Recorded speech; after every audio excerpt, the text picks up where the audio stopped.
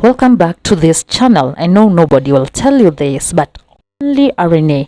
Let's look at the similarities between Paul Mackenzie's teaching and the Adventist teaching, which almost look exact, except the extreme part of Paul Mackenzie. Number one, on education.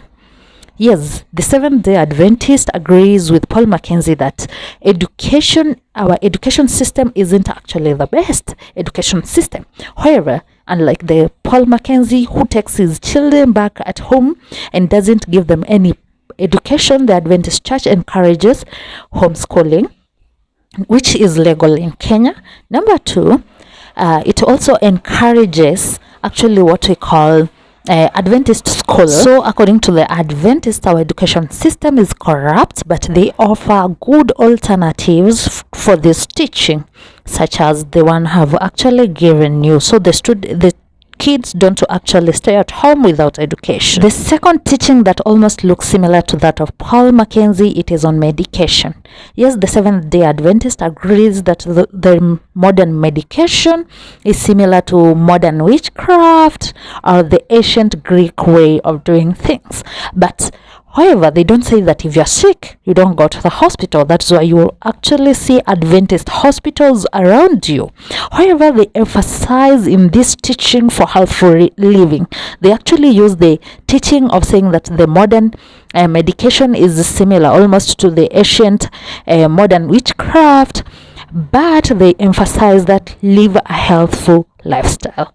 Do home remedies to what you can do, which works similar to that of which services offered in the hospitals, but always remember to see a doctor.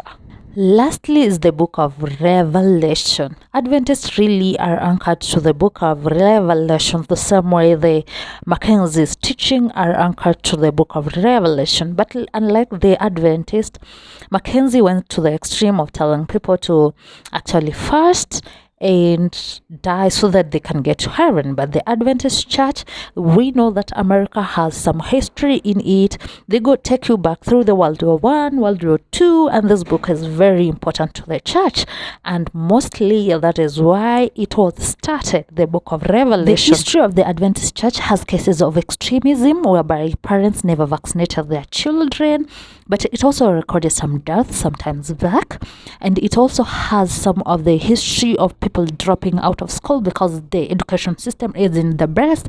But remember, the SDA church is actually held by an organization which is held by different people play a role in it, so it is hard for the entire or for a large number of group of people get into an extremist part of it, of not getting education and not getting medication. Remember, for the church doctrine, it is not a sole one person decision. It is always made by a board or a committee that is chosen, so at least there are moderators in between to moderate those who are extremists in these teachings. So that is why we can say SDA is not a cult. At the end of the day, it is more of a denomination than a cult, because of it is a committee and the way extremists are being regulated in the whole church, so that at the end of the day people are not in the extreme end. Remember to comment what do you think below, subscribe, and also like this video. This is RNA Shows.